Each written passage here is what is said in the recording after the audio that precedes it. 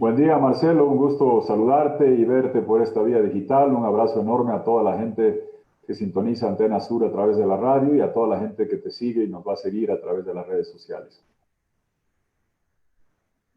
Bueno, sin lugar a dudas, la situación que nos tocó vivir a todos durante esta última temporada, el pasado año, una crisis política muy dura que lógicamente obligó incluso a que la resistencia civil, la población se movilice para tratar de encontrar soluciones a una difícil situación que vivimos todos y conocemos, se prácticamente empeoró y se contagió de un virus que lógicamente ha puesto a la situación mucho más dura. En principio, mi querido Tuto, me gustaría escuchar, y la gente también estoy seguro que quiere escuchar su palabra. ¿Cómo ve la situación del país actualmente con esta coyuntura política, social, sanitaria, que es tan dura y que nos ha golpeado y que nos sigue golpeando? ¿Cuál es su análisis? Marcelo, no cabe duda que es una coyuntura crítica a la que el país ha venido enfrentando. Ningún otro país en América Latina ha tenido que lidiar con la crisis sanitaria, con la crisis política y con las dificultades económicas.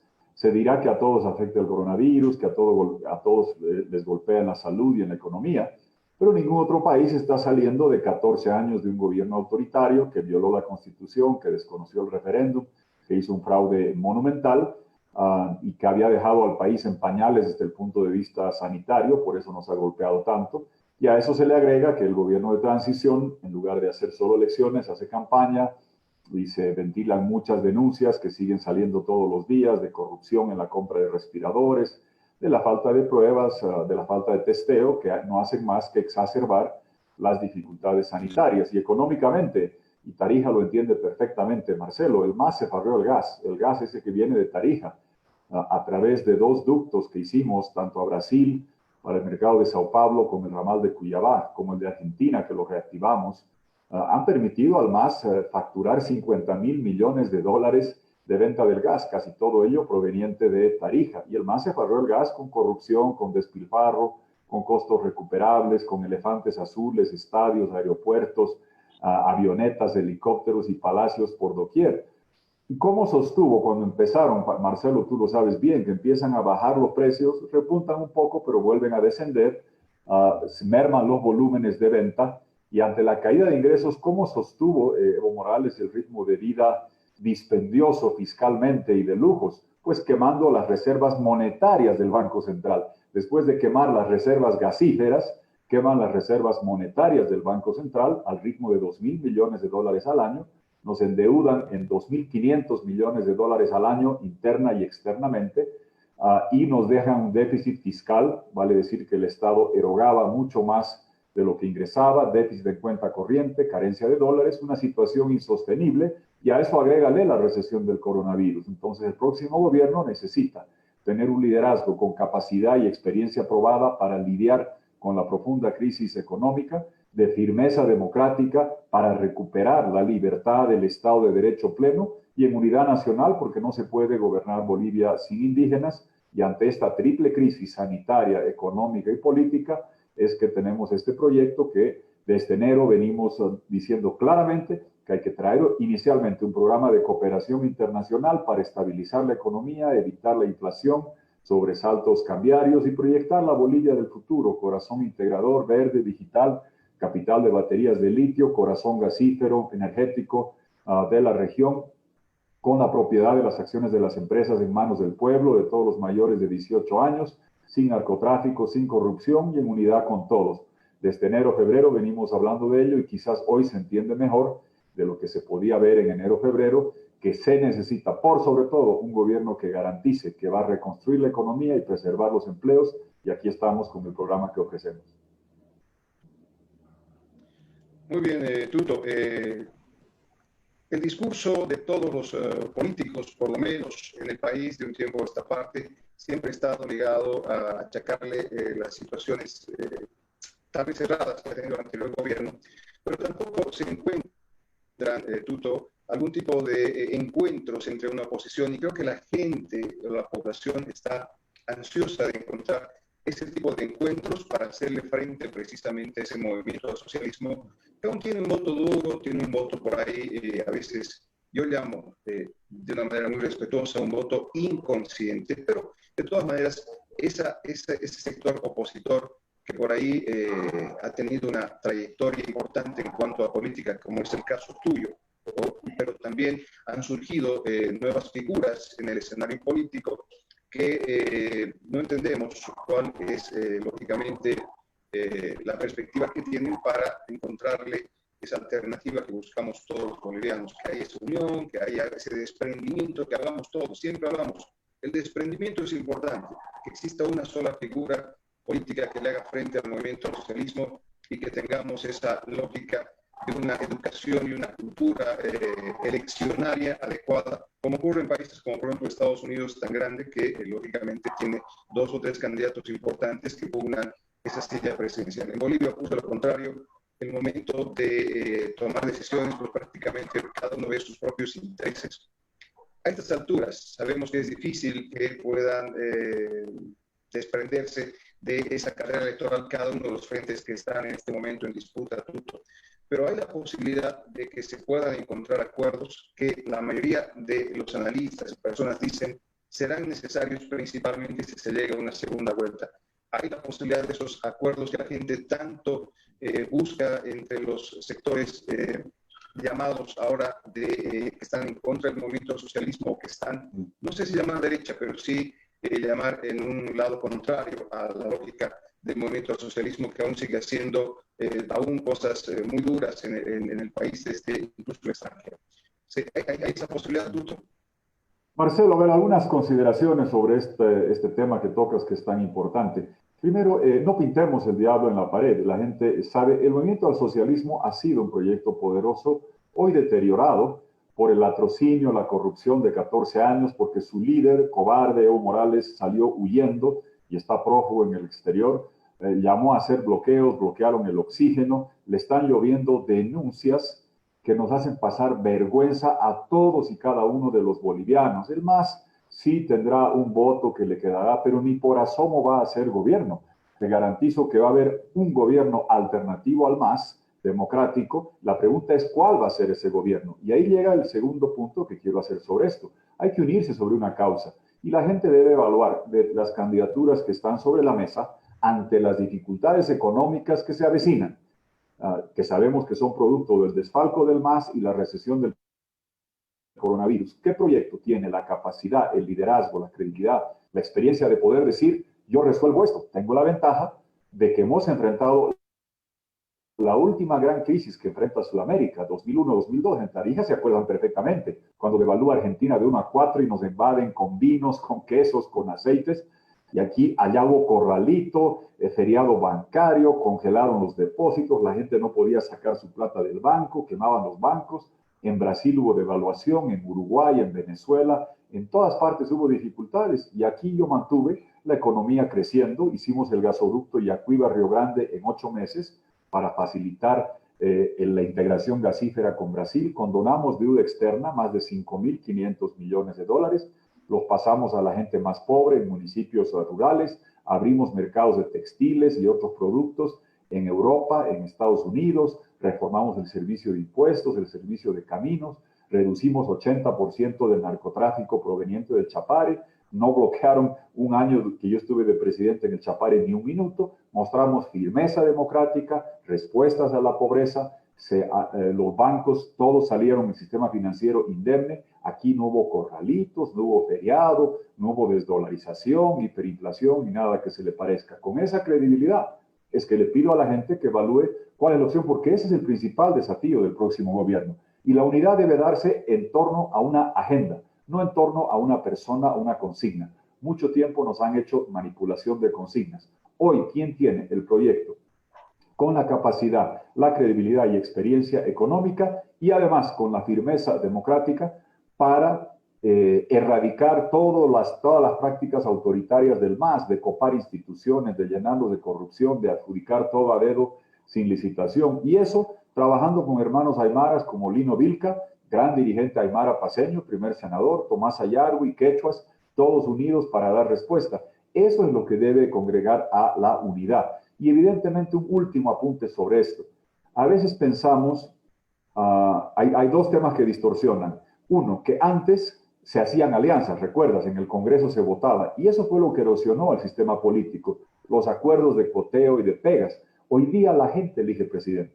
Y si en primera vuelta nadie llega a 50 más 1, en segunda vuelta la gente elige presidente. Ya no en el Congreso como era el siglo pasado. O sea que la gente va a elegir presidente, la gente va a generar con su voto la unidad alrededor de un proyecto en función a lo que ofrece el proyecto. Y en el caso nuestro, credibilidad, capacidad económica, firmeza democrática y unidad nacional es lo que planteamos y ofrecemos. Eso es lo que va a decidir lo que vaya a pasar. Y segundo elemento, Marcelo, entiendo, claro, el MAS hacía fraude, hacía todo lo que pasaba, pero aquí no va a ser el MAS el gobierno, están muy golpeados y no pintemos el diablo en la pared. La pregunta es, ¿qué clase de gobierno va a llegar? Si llega un gobierno timorato, débil, civilino, que no da respuestas económicas, que no tiene firmeza democrática, como tú sabes que pasó en Argentina con la gestión de Macri, como pasó en Nicaragua con Violeta Chamorro y otros, ¿qué sucede? Los autoritarios populistas retornan, como retornó la señora Cristina en Argentina, como retornó Ortega en Nicaragua, y te puedo dar ejemplos de Egipto y otras partes del mundo. Queda la añoranza, la nostalgia económica de los buenos tiempos. Entonces, si no hay el desafío, sobre todo, Marcelo, es garantizar que el MAS no vuelva nunca más, porque tienes un gobierno capaz que reconstruye la economía, que repara la democracia y que genera unidad nacional sin transar con el narcotráfico ni la corrupción, y eso es lo que ofrecemos para generar esa unidad que Bolivia quiere. ¿Qué opinión le merecen los otros candidatos al margen del movimiento al socialismo, con su candidato Luis Arce Catacora? Don Carlos Mesa, usted habla de que el país no necesita un gobierno a futuro que tenga tibieza, que sea timorato, usted lo ha dicho, pero no sé si esa alusión podemos atribuírsela al candidato Mesa. ¿Cree usted que tiene estas características? Marcelo, a ver, primero sobre Luis Arce. Luis Arce ha sido el cajero del desfalco económico más grande de la historia de Bolivia. Este señor no se va a quedar, anótenselo, se va a ir. Él se escapó el 6 de diciembre, la gente olvida que él estaba en la Embajada de México, refugiado, y que recibió salvoconducto y escapó perseguido por su conciencia, por haber hecho adjudicaciones dolosas en la gestora y tantas otras cosas que no hizo. Él ha venido acá para hacer bancada para el MAS, para que defiendan a Evo Morales, y después se va a volver a ir, porque tiene mucho por lo cual responder. Y cuando digo esto, no estoy haciendo conjeturas sin sustento. El 6 de diciembre, revisa la prensa, Luis Arce sale corriendo con salvoconducto y se escapa a México. Vuelve y ahora dice, soy candidato, no me pueden hacer juicios, buscando un blindaje electoral. Pasarán las elecciones y este señor fugará y se irá porque tiene mucho que responder por los 14 años del desfalco económico del movimiento al socialismo. Y sobre lo otro, mire, la gente nos conoce, las características que tenemos cada uno nos conoce. Yo no ando, como han hecho otros, insultando ni descalificando, simplemente explicando que nadie más tiene la experiencia, capacidad, credibilidad económica para traer 8,000 millones de dólares al inicio del gobierno, garantizar estabilidad en el sistema financiero, garantizar que no tengamos sobresaltos cambiarios y proyectar la Bolivia corazón integrador, verde, digital, manufacturando acá las baterías de litio, porque lo hicimos. Es hoy día fácil pensar, Marcelo, que el milagro del gas sucedió por si acaso. No, sucedió porque tuvimos gente competente, Herbert Müller, y estábamos varios allá, que hicimos esa integración realidad. Yo estaba parado en 99 cuando inauguramos el gasoducto de Santa Cruz hasta Sao Paulo, estaba parado en Puerto Suárez. El 2001-2002 me fui a Yacuiba, me fui a Río Grande, hicimos en 8 meses un gasoducto interno de 400 millones de dólares, el paralelo, sin el cual no había integración. Con esa fuerza, con esa experiencia, puedo decir a la gente que claramente escoja. Y lo digo en la parte económica porque don Carlos Mesa ha vaticinado que viene la UDP. El 2001, el 2002, había esos mismos vaticinios, con la crisis argentina y brasileña. Y yo mostré la capacidad, credibilidad, el equipo, para aquí no hubo UDP. En otros lugares hubo desdolarización, devaluaciones, feriados bancarios, cierre de bancos, la gente no podía llegar a su plata. Aquí hubo tranquilidad, estabilidad y se proyectó el futuro gasífero de Bolivia y se hizo dejamos a Bolivia con la posibilidad de llenarnos de ingresos por el gas, y así fue, pena que lo disfrutó Evo Morales, y de eliminar, dejar casi limpias y sin balance las tarjetas de crédito de la deuda externa multilateral, bilateral y privada. Hicimos las mayores condonaciones en proporción al tamaño de la economía de la historia. Eso la gente conoce. Y yo por eso con certeza les puedo decir, porque viví eso, que no va a venir la UDP. Si realmente don Carlos Mesa la vaticina es porque tiene preocupación de que le venga. Si Arce vuelve, llega a Venezuela, hiperinflación, desarrollo, conocemos la receta. Nosotros garantizamos estabilidad, proyección de futuro y asegurar que nunca más el país caiga en garras autoritarias y que vayamos al tercer siglo de vida republicana. 2025 empieza el tercer siglo con un gobierno que nos abra las puertas a ese tercer siglo con democracia, libertad, con futuro, con prosperidad, sin narcotráfico ni corrupción. Tuto, ¿será conveniente, será lo más correcto, será lo oportuno para el beneficio del país y de esta elección que la actual presidenta Yanine Áñez, presidenta transitoria, renuncie a su candidatura? Mira, es una decisión de ella, Marcelo, porque claro, si te lo digo yo parecería interesado. Fíjate, te doy la experiencia que yo tuve. Yo no candidaté el 2019, acuérdate, ¿por qué? Porque hice una causa de vida de denunciar la violación del 21F. Fui a la OEA, donde Almagro, fuimos a la Comisión Interamericana de Derechos Humanos, recurrimos a Colombia y Brasil, países garantes del acuerdo constitucional del 2008-2009 que señalaba que solo había 2 mandatos y tocaba todas las puertas. Fuimos a la Comisión Interamericana en una sesión en Washington en diciembre de 2018. Vinieron acá, febrero de 2019, a Sucre. Y periodistas internacionales y nacionales, cuando yo hacía las denuncias, la primera pregunta que me hacía Marcelo es, ¿eres candidato o no? No. Ah, perfecto, porque estaba defendiendo la vigencia del 21F. No estaba usando eso para bajar la candidatura de Evo Morales. Eso me dio la credibilidad para hacer esa gestión. Y fíjate, Colombia finalmente, cuando la Comisión Interamericana no actuó a tiempo, Colombia envió la opinión consultiva como Estado garante de la Carta Magna boliviana a la Corte de San José. Y voy a estar sentado así como estamos tú y yo acá, el 28-29 de septiembre, en las audiencias virtuales en la Corte de San José, que va a determinar y dictaminar que la reelección perpetua no es un derecho humano, que ser tirano no es un derecho humano. Y sellarán a Evo Morales como un golpista que violó la Constitución. Esta explicación va a lo mismo. Es decir, la credibilidad para pedir algo necesita que no sea una versión interesada. Mi posición sobre la candidatura de la presidenta la di en enero por escrito y tenía la obligación y el deber de hacerlo porque yo, a nombre del país, recibí el encargo de hacer la defensa internacional de la sucesión constitucional, que fue así, no fue golpe, como dice Evo Morales, fue en aplicación a la Carta Magna, al fallo 003-2001 del Tribunal Constitucional, que a diferencia de los fallos que sacaba Morales, no era un traje hecho a medida para que él siga en el poder, era un fallo que venía del año 2001, que decía que el vacío se llena inmediatamente con sucesión constitucional ipso facto, decía el fallo. Eso explicamos en la OEA, en Mercosur. Y yo a todo el mundo dije que había nuevas elecciones, que se anulaba el fraude y que el gobierno de transición, porque eso decía la presidenta, se va a limitar solo a hacer elecciones. Por eso dejé mi posición sentada claramente en enero, en un video, en una carta, manifestando que eso iba a traer el rechazo internacional o preocupación internacional, porque le iba a dar cierta legitimidad a las aseveraciones de Evo Morales, que los que entraron por la ventana se quieren quedar en la casa y que fue un golpe. Segundo, dificultades económicas. Tercero, dificultades de gobernabilidad.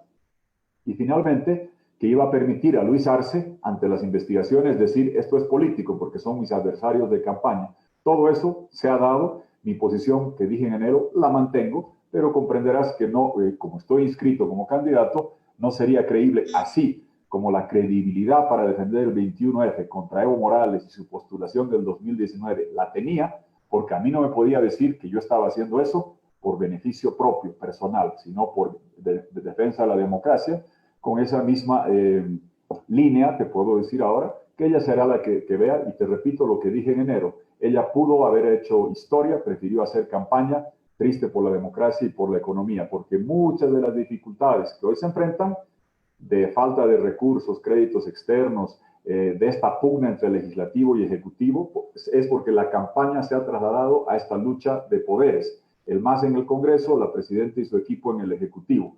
¿Y quién va a ganar? Ninguno de los dos. Como estás viendo, va a perder la salud y la economía del pueblo boliviano, que perdemos cada día porque la polarización se trasladó a una lucha de poderes y nos sumió en la ingobernabilidad, producto de que se prefirió de parte del gobierno hacer campaña antes que hacer historia. Hay una frase, Tuto, que manejas en tu plan de gobierno que me parece interesante, que dice reparación de la democracia. ¿Qué te refieres con eso? Pues, en su momento siempre se habló de la recuperación de la democracia cuando había la época de dictadura, etcétera, etcétera. Incluso en épocas ya del movimiento del socialismo también se habló de recuperar la democracia. Pero tú estás hablando de reparar la democracia. ¿A qué te refieres con eso? Me refiero, soy ingeniero, como sabes, Marcelo, y trato de ser cartesiano y no filósofo en esto. Una democracia requiere 5 elementos: elecciones libres, justas y transparentes, que no las teníamos en los últimos años porque había fraude, había control del Tribunal Electoral, uso y abuso de los recursos del Estado, que lamentablemente hoy va a continuar, van a seguir habiendo denuncias del gobierno en campaña. Yo me oponía a que Evo Morales haga campaña desde el gobierno, no me gusta que este gobierno lo haga, me fui a oponer cuando Maduro lo hacía en Venezuela, yo soy consistente y mantengo los principios. Entonces, ¿qué significa elecciones libres, justas y transparentes?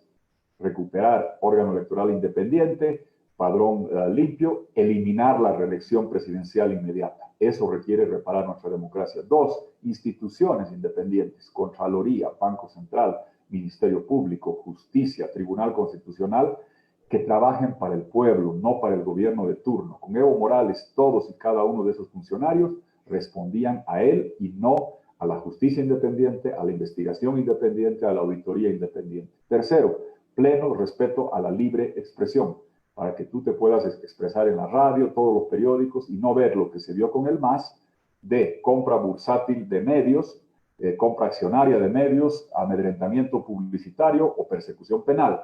Se tiene que tener para la democracia libre expresión. Cuarto, poder diferir, discrepar, criticar al gobierno sin ser criminalizado, perseguido, asilado, que es lo que pasa con los gobiernos autoritarios. Y quinto, central, que los gobiernos cumplan con las reglas constitucionales establecidas el momento que se posesionan y no cambiarlas, porque en este brete hemos entrado, Marcelo, porque la regla que dejó la constituyente eran 2 mandatos. Y Evo Morales, primero con trampa judicial de su Tribunal Constitucional, sometiendo a esa institución, logró el 3er mandato. Y la cueca interminable volvió cuando el 21F, aunque a pesar de que Bolivia dijo no, Evo Morales dijo voy a la cueca interminable, la cuartita, argumentando que ser tirano era un derecho humano. Entonces, eso no es para reparar la democracia en el próximo gobierno. Lo que estoy planteando es tener esos 5 elementos: elecciones libres, justas, transparentes, sin fraude, sin el Estado en campaña, todas las instituciones independientes, respeto pleno a la prensa libre, no criminalizar a la oposición y permitir la discrepancia, y quinto, respetar las reglas de límites de mandatos y no cambiarlas como si fueran chicle. Eso es lo que una democracia requiere para tener un país sin corrupción, sin narcotráfico, con democracia y libertad. En el tema económico, tú apuntas mucho a el litio y proyectar precisamente una industria de litio importante en el país, ser la capital del litio del mundo. Para ello se va a requerir también el apoyo internacional en cuanto a capitales para poder precisamente trabajar esta industria y tener la posibilidad de que Bolivia pueda, a través de este recurso tan importante, tener una alternativa importante en la economía. Así es, porque fíjate, yo entiendo, todos sabemos y apreciamos que con el gas de Tarija se transformó la economía boliviana. Nunca antes habían ingresado en el espacio de 14 años, tristemente con el gobierno del MAS, 50.000 millones de dólares. Marcelo, cuando abrimos las válvulas del gasoducto en 99, empezamos a exportar 6 millones de metros cúbicos a $1 el millón de BTUs. Y llegó en el apogeo de los volúmenes y precios, porque el contrato que dejamos establecía que los volúmenes en el tiempo iban creciendo y los precios se ajustaban al petróleo. Qué suerte que tuvo Evo Morales, que gracias a los gasoductos que le dejamos, al contrato que le dejamos, a la ley del IDH que le dejamos, y él se oponía a todo esto, llegó a facturar 510, 520 millones de dólares al mes, al mes. Nosotros cuando abrimos el gasoducto, al año no llegábamos a la mitad de eso. ¿Y por qué? Porque el volumen, en lugar de los 6 millones de metros cúbicos que empezamos a vender cuando abrimos el ducto, subieron entre Brasil y la Argentina a 53, 54 millones de metros cúbicos de exportación. No a $1 el millón de BTUs. Llegó a estar casi a $10 el millón de BTUs. Qué suerte que tuvo, qué pena que se cerró el gas, importantísimo, pero dentro de lo grande que era esto, somos una micropotencia regional gasífera, Marcelo. En litio podemos ser una macropotencia global, porque el límite del mercado energético es el tamaño del gasoducto, como tú sabes. En el mercado de baterías de litio no hay límite. Lo que tú decías, la pandemia nos ha alejado físicamente, nos ha acercado digitalmente. Entendamos qué pasa. En lugar de yo tomar mi vehículo o el taxi, subir al aeropuerto, quemar gasolina, quemar jet fuel para ir a Tarija, ir con Paula allá a tu estudio, en lugar de gastar toda esa gasolina, aquí estamos usando las baterías de litio de mi reloj, de mi celular, de mi tableta. Ese mercado es 50.000 millones de dólares y se va a duplicar cada 4 a 5 años. Y a diferencia del gas, donde tenemos menos del 1% de las reservas del mundo, mucho menos, pero bien ubicadas, al lado de Argentina y Brasil, en el litio tenemos casi la mitad de las reservas del mundo. Y el desafío es, con ingenieros, no con cocaleros, traer acá la inversión para manufacturar baterías de litio, de relojes, de celulares. Toda la intercomunicación e interconectividad va a pasar por baterías de litio. El mundo de los vehículos de batería de litio está acá. Las empresas que fabrican autos eléctricos hoy día valen en bolsa más que las empresas que solo venden autos a gasolina, aunque tienen 20 veces menos ventas, porque ese es el mundo del futuro. Entonces, en litio podemos ser macropotencia global. Estos próximos 5 años vamos a traer la inversión para hacer acá las baterías de litio, especializando diferentes zonas de Bolivia en baterías de relojes, baterías de celulares, baterías de tabletas, baterías de computadoras, baterías de vehículos, de motocicletas, hasta los aviones vienen. Y ese es el gran futuro de Bolivia. Pero no solo eso, haciendo una Bolivia digital, como es Estonia. Te lo digo como ingeniero de sistemas, no hay un papel en Estonia para hacer un trámite, Marcelo. Todo tiene que ser hecho vía el celular, el gobierno, las compras, los registros de casas, los títulos, todo digitalizado, todo elimina la corrupción, facilita los trámites y ayuda a hacer eso. Y además atraer aquí a Bolivia empresas como Microsoft Azure o como Amazon Web Services para hacer aquí la nube. Esta charla que estamos haciendo, dicen, se está registrando y se va a la nube. La nube no está en el cielo. Está en servidores en Nevada, Estados Unidos, en el centro de China. Yo quiero traer el gran centro de datos acá a Sudamérica. Entonces, no es solo el concepto de manufacturar acá las baterías digitales, hacer aquí la programación, traer acá las nubes, tener acá la gente joven, tecnológica, preparada, que podamos exportar los servicios de programación, el ferrocarril bioceánico, la línea de fibra óptica bioceánica y hacer de Bolivia ese corazón digital que te estoy explicando en el programa de este enero. Esa es la visión de futuro que tenemos para Bolivia y sobre todo capacitar a nuestra gente joven porque algún día se acabará el gas. De aquí a 30, 40 años el litio se acabará, de aquí a 100 años. Lo que nunca se acaba es la cabeza y poder exportar cabeza con servicios, con programación y utilizar el litio, las baterías de litio para integrarnos al mundo tecnológico digital, generando acá el empleo de manufacturas, de programación y de una Bolivia digital que se incorpore al siglo XXI. 20 años tarde, porque Evo Morales nos dejó anclados en el siglo XX. Muy bien, todo esto apuntaba también el hecho de que toda esta política de recuperación de la democracia o de reparación más bien de la democracia, de poder empezar a inyectar recursos que permitan encontrar una fuente importante de crecimiento económico y de acompañar también al futuro de Bolivia con el litio, también tiene que ver con el tema de una formación de nuevas generaciones, de la educación en el país que debe tener una reforma importante para que lógicamente el chip de nuestras nuevas generaciones estén también acompañando esta política importante y agresiva que tiene que ver con recuperar la economía del país, afrontar situaciones difíciles que tenemos a futuro, pero también ser competitivos y estar a la altura de los grandes desafíos a nivel mundial. La educación es fundamental en Bolivia, querido. Claro que sí, Marcelo. Ahora estamos justamente, la crisis de la pandemia ha hecho que la gente comprenda. Mira, cuando yo hablaba, varias cosas, pero te quiero decir que hasta en la directiva de las asociaciones de bancos, cuando hablaba del desfalco del MAS, que se farrearon los 50.000 millones de dólares del gas, que nos dejaron con las reservas del Banco Central cayendo, y mencionaba que necesitamos al inicio del gobierno un programa de cooperación de 8.000 millones de dólares para que no pase lo de Argentina, que tú conoces bien allá en Tarija. Despacito, despacito empezaron a ir a mercados, empezaron a emitir bonos, empezaron a ir a organismos, terminaron yendo al Fondo Monetario y se les fue el tipo de cambio. Ustedes en Tarija lo conocen perfectamente bien. Y ustedes en Tarija saben que la crisis económica ya llegó. ¿Por qué? Porque cuando bajan los precios, caen los volúmenes, el MAS no ha descubierto ni un campo de gas. Aquí Huincahuasi es el gran descubrimiento de 14 años de ineptitud y a mí me enjuician por eso, porque Yacimientos trajo la exploración cuando yo era presidente. Y son tan incapaces que su único descubrimiento que celebraban era proveniente de mi gestión y son tan cínicos que a mí me enjuiciaban con lo que celebraban.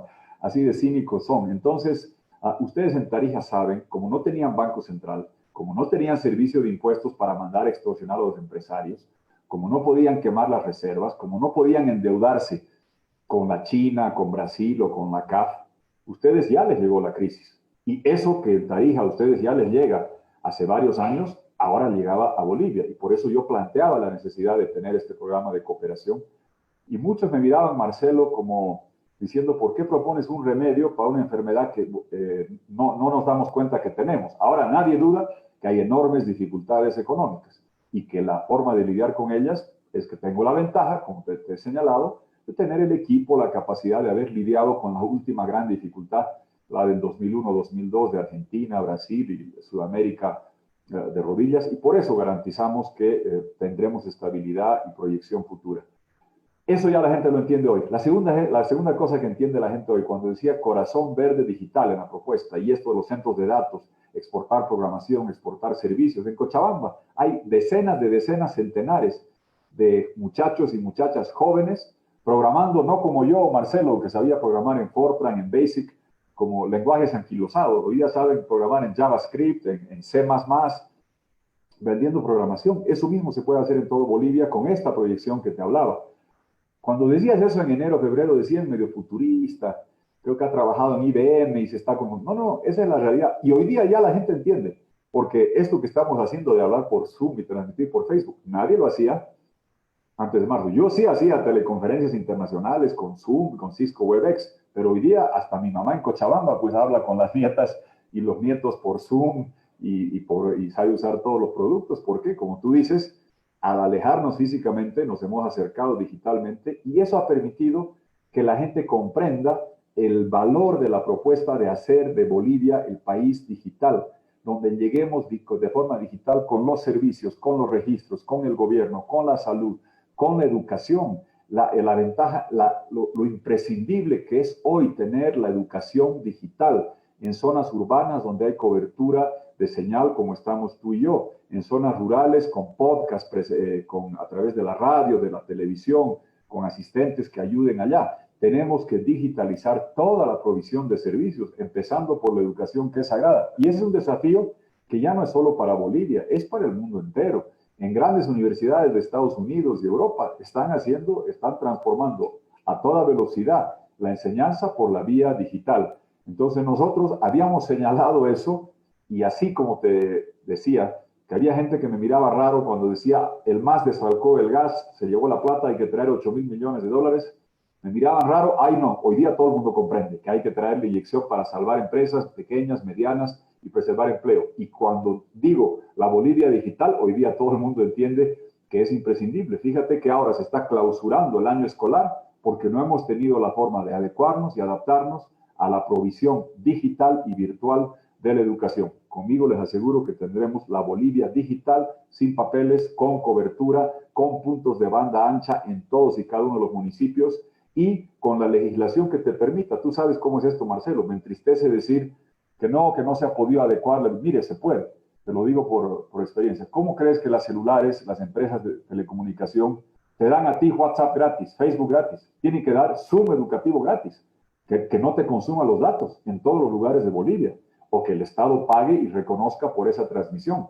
Porque así como a los jóvenes les pueden dar Spotify gratis para que bajen sus canciones y agarrarlos, pues es imprescindible ahora en esa digitalización de la educación, garantizar que el Estado cubra los costos y que no te consuma los datos del celular ni tus megas el llegar con educación por Zoom. Esa es la transformación que hemos propuesto y que quizás hoy la gente entiende que ya no es algo bueno solamente, es imprescindible si queremos preservar la formación de nuestros niños. Marcelo, Fue un sacrificio enorme a partir de los 90, dar 200 días de clase por año presencial en primaria y secundaria. Antes solo eran 170. Un niño en el curso 12 estaba en el curso 10. Un adolescente, perdón, graduándose del curso 12 estaba en realidad en el curso 10. Le estaba robando una parte de la educación y formación. Hemos dado esa educación presencial bilingüe en todo el país. Ahora hay que dar la garantía de poder universalizar en la provisión de la educación digital. Bien. Esta pandemia que estamos aún sufriendo y que nos va a llevar todavía muchos meses poder recuperarnos, quizás años poder recuperarnos, ha desnudado también una falencia muy crítica en el país, doctor, el tema de los servicios en salud y la capacidad también de poder atender una situación como la que estamos atravesando. Creo que en el mundo colapsado en muchas regiones, no en todas, pero sí en muchas regiones, el tema salud. Pero en Bolivia se ha sentido demasiado y hemos desenmascarado una cantidad de falencias increíbles, a veces básicas, que en muchas regiones del país no se han podido atender y que todavía no se pueden atender. ¿Qué se plantea en el tema de salud? Lo que hemos planteado en enero, que ahora va a ser más fácil lograr el objetivo en tiempo más corto. Seguro universal de salud, no enunciativo, no declarativo como hizo Morales en la campaña del 2019, en verdad. Y hemos explicado cómo financiamos y llegamos a hospitales de segundo nivel para todas las poblaciones encima de 30,000 habitantes, de tercer nivel para todas las poblaciones encima de 100,000 habitantes, todos los institutos especializados de cuarto nivel, que hoy muchos de ellos atienden en la sala de emergencia, algo que debería atenderse en los de tercer nivel, segundo nivel, y lo otro también en la pirámide, no estoy hablando de coronavirus, el Centro Básico de Atención de Salud, que puedes atender 80% de las dolencias, de lo que la gente se queja, en el nivel de la base de la pirámide. ¿Qué hizo Evo Morales? En lugar de construir centros básicos de atención de salud en todo Bolivia, prefirió darles decenas de millones de dólares a los cubanos para que manden supuestos doctores que después eran agentes de inteligencia y activistas políticos. Hay que dar es la parte de abajo. Yo entiendo que por la prioridad del coronavirus pensamos siempre en clínicas, pero hay que pensar en las dolencias normales y 80% de la atención, en lugar de ir a la sala de emergencia de un hospital de tercer nivel o de cuarto nivel, poder atender en los centros básicos de atención de salud con el incremento y dotación de ítems de médicos y enfermeras. Fíjate que con el Diálogo 2000 en Bolivia, cuando en la era pregas no había tanto, teníamos la octava parte de los ingresos que llegó a tener Evo Morales, la octava parte. Teníamos casi un poquito más del 10% de lo que tenía Evo Morales, 12, 13%. Pero ¿qué hicimos? Con la condonación de la deuda, que era de 20 años, con la cuenta Diálogo 2000, pusimos 10,000 maestros bilingües y pusimos 2,000 médicos y enfermeras que han quedado y han trabajado. Fue la mayor inyección de personal en educación y salud que se hizo, logrando que la condonación de la deuda, que en lugar de pagarla para afuera, la dejabas adentro, permita contratar personal en salud y educación. Eso mismo, usando esa base, hemos planteado este Seguro Universal de Salud en 5 años, y te decía, Marcelo, que me parece que se va a poder hacer en un tiempo más breve, porque hoy, como tú sabes, hay una enorme predisposición y disponibilidad de recursos para que países como los nuestros nunca más estén en pañales cuando llega una crisis como esta. Porque ¿cuál es el problema? Te lo grafico con unidades de terapia intensiva. Sí, teníamos menos de 500 en todo el país, entre el sistema público de seguridad social y privado. Un país con la población nuestra debía tener cerca de 1,200. Entonces, toda la emergencia de los respiradores, pena de la corrupción de los respiradores españoles, parece que ahora hay corrupción en los respiradores chinos. Dios mío, ese es, como dijo el director de la OMS, corrupción en temas de salud en época de pandemia es crimen. Es crimen, es dejar a personas sin aire, como fue el bloqueo del oxígeno. Pero fíjate que con todo ese esfuerzo, el duplicar la cantidad de unidades de terapia intensiva te hubiera llevado por la pandemia todavía estar por debajo del nivel y el número que un país como el nuestro requiere en unidades de terapia intensiva. Y lo mismo puedes ir viendo en temas oncológicos, en diferentes dolencias, en temas cardíacos, en todas las otras dolencias, la falta de provisión de infraestructura. ¿Qué es lo bueno?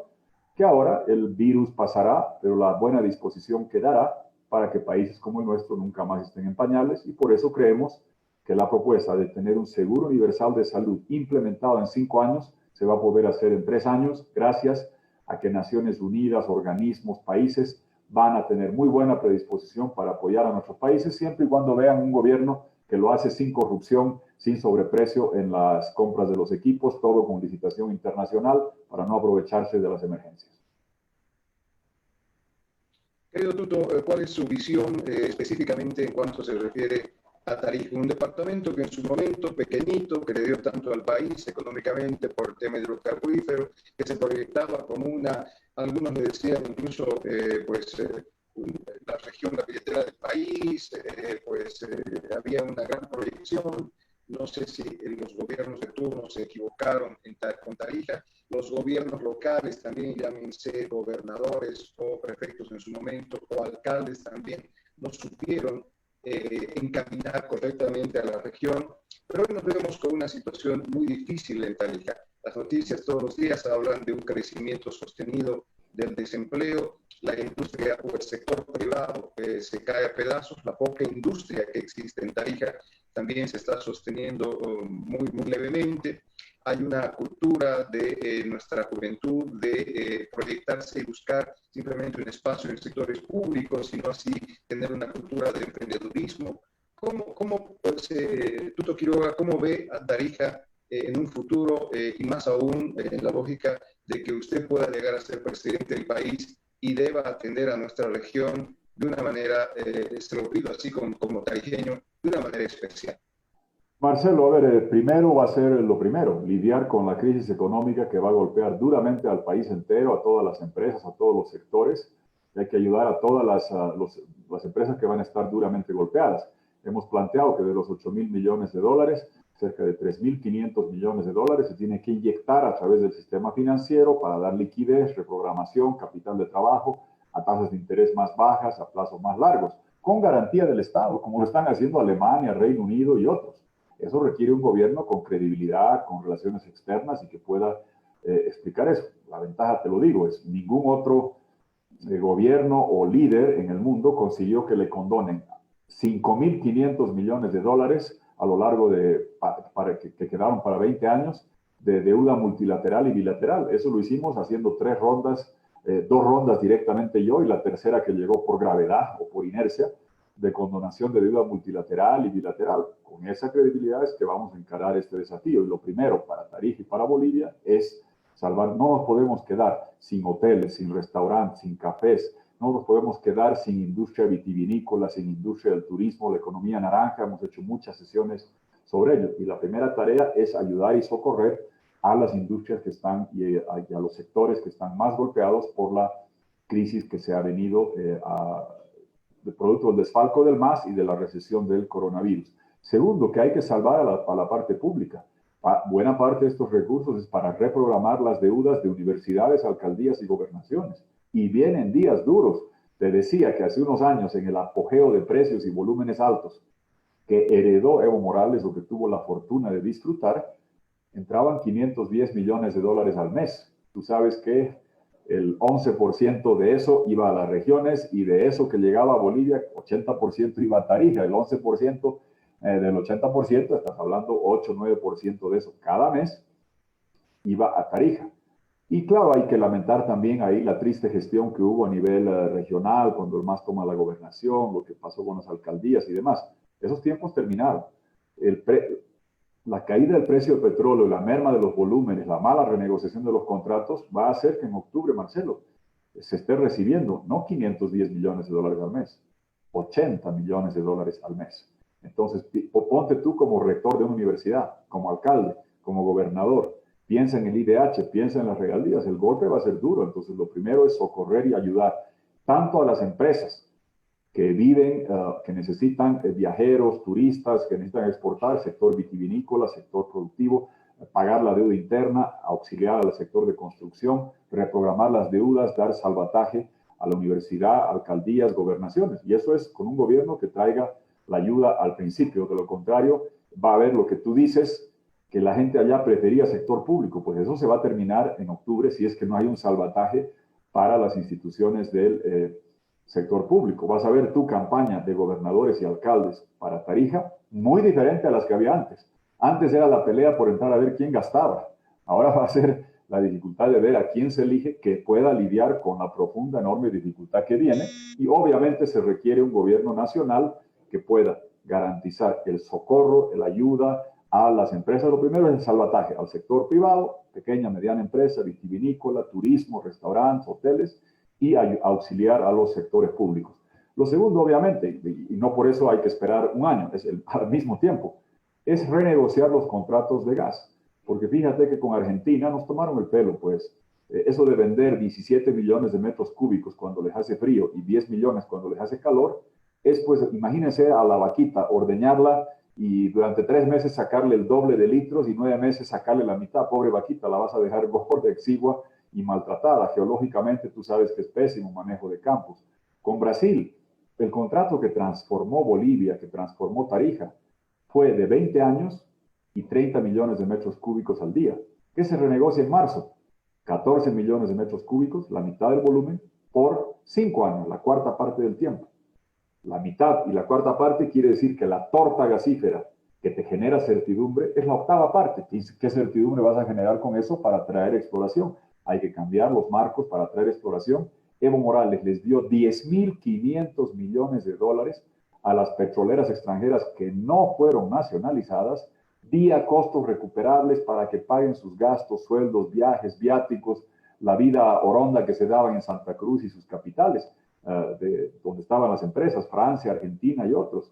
No, hay que hay que hacer una ley de incentivos a la exploración, y el mejor incentivo es tener certidumbre en los contratos con Argentina y Brasil como Estado para tener la posibilidad de traer exploración. Tú sabes muy bien que si haces una ley atractiva para la inversión en exploración, pero no tienes la certidumbre de mercados en Brasil y Argentina para garantizar que traigas la exploración, se va a quedar en nada. Entonces, eso hay que ver, y eso es clave para el relanzamiento de integración. Y lo tercero que te diría, más allá de todo esto que se va a hacer, es toda la reforma de los marcos legales internos, la parte comercial, tributaria, laboral, para proyectar la economía naranja, la convergencia de turismo, cultura, parques, belleza natural, para poder integrarnos al mundo.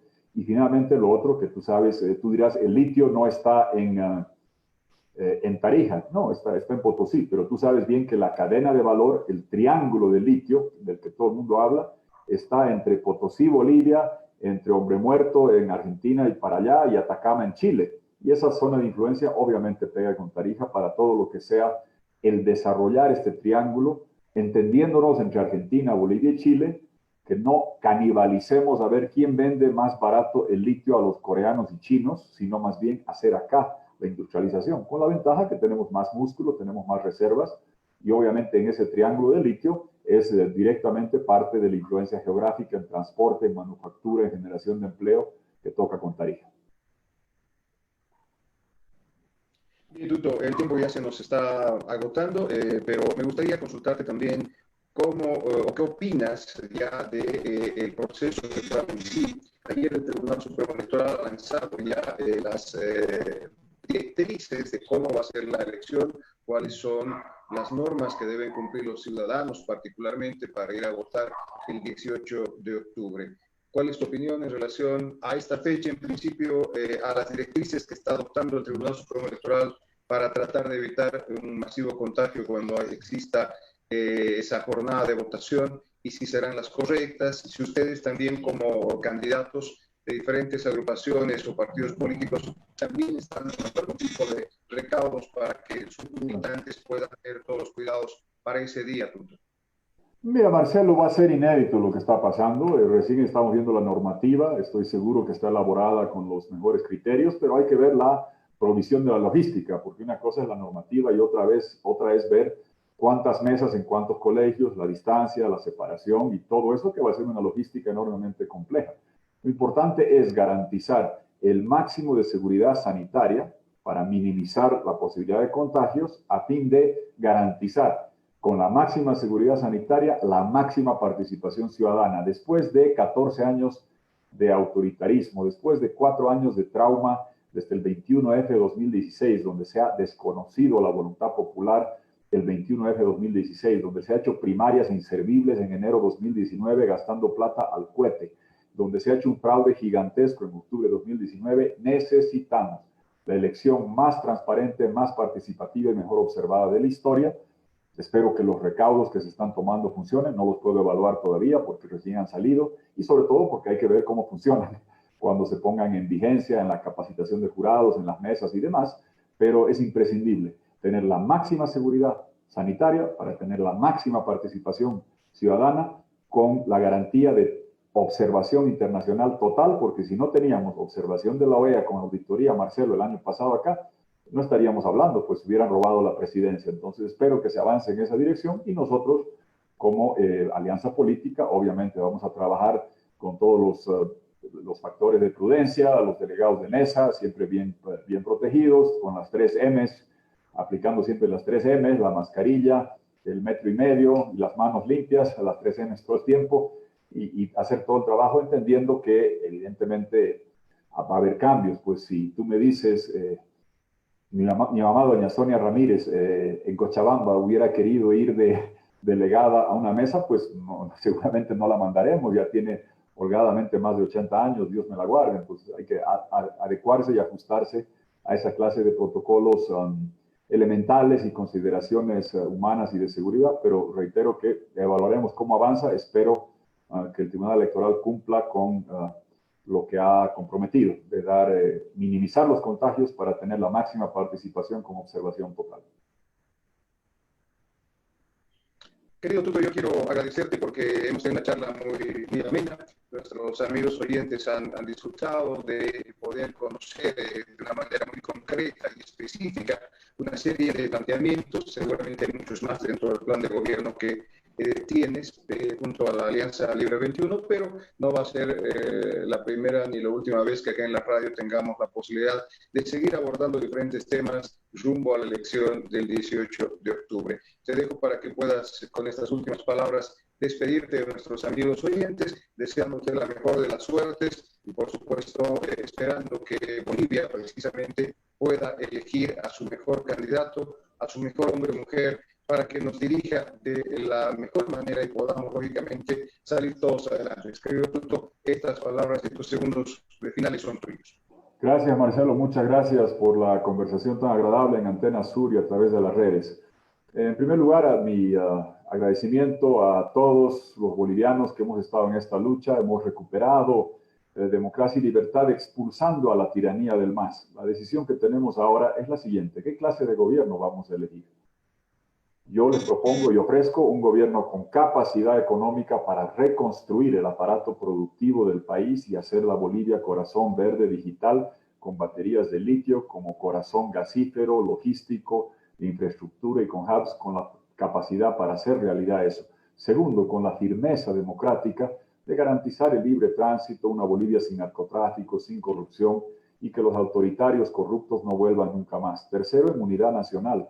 Con hermanos quechuas, aymaras, no se puede gobernar Bolivia sin indígenas y tenemos un proyecto que ofrece esta unidad nacional. Eso es lo que planteamos al país y les pido en eso, miren, parte del fraude durante 10 años fue la manipulación burda del sistema de encuestas. Solo se podía publicar lo que Evo Morales autorizaba que se publique. Lamentablemente se fue Evo Morales, pero sigue su Congreso, siguen sus bloqueos, sigue su justicia y sigue su sistema fraudulento de manipulación e inducción preelectoral. A todos los que vean números circular les planteo, entren a Facebook, entren a grupos de WhatsApp, hablen con la gente de su curso, de su colegio, con los amigos del club, con los amigos del equipo deportivo, con los amigos y amigas con las que socializan y pregunten por quién van a votar y van a encontrar algo muy interesante, que la gente dice, caramba, sí, yo quiero votar por Tuto, pero parece que nadie quiere votar por Tuto. Mire la contradicción, porque esa es parte de la manipulación y la inducción. No se dejen llevar por ello, hagan voto consciente para que tengamos un presidente que arregle la economía, que garantice que el MAS no vuelva más y que gestione unidad nacional. Para eso estamos acá. Gracias, Marcelo. Gracias a Tarija. Tarija es la tierra que nos ha dado el gas que ha transformado Bolivia y al doctor Paz que transformó a Bolivia 2 veces. Y por eso Bolivia le debe mucho a Tarija, tan siempre en el corazón. La primera vez que fui allá tenía 12 años, jugaba en la selección cruceña. Tarija nos ganó la final del básquet infantil allá en ese coliseo de Tarija hace tantos años. Un viaje inolvidable. Después uno va a varios campeonatos, pero siempre me acuerdo ese primero de Tarija. Y aunque nos ganaron en la cancha de básquet, se ganaron siempre en mi corazón. Gracias a todos los que nos escuchan en la tierra churita. Gracias por el gas, gracias por el doctor Paz y gracias por el apoyo para que juntos reconstruyamos la Bolivia que queremos. Gracias a todos. Gracias, Tuto. Sin lugar a dudas, una chula entrevista, como decimos acá. Y por supuesto, un abrazo, bien, un abrazo grande. Esperamos que en algún momento también puedas visitarnos. Estoy seguro que así va a ser, para que no solamente tengamos este diálogo personal, sino también poder compartir algunas reuniones con diferentes sectores que seguramente van a querer poder escucharte y poder compartir también y expresar también sus inquietudes. Un abrazo grande, que tengas un lindo día y mucha suerte en la campaña. Chao, Tuto. Gracias. Buen día. Gracias, Felipe.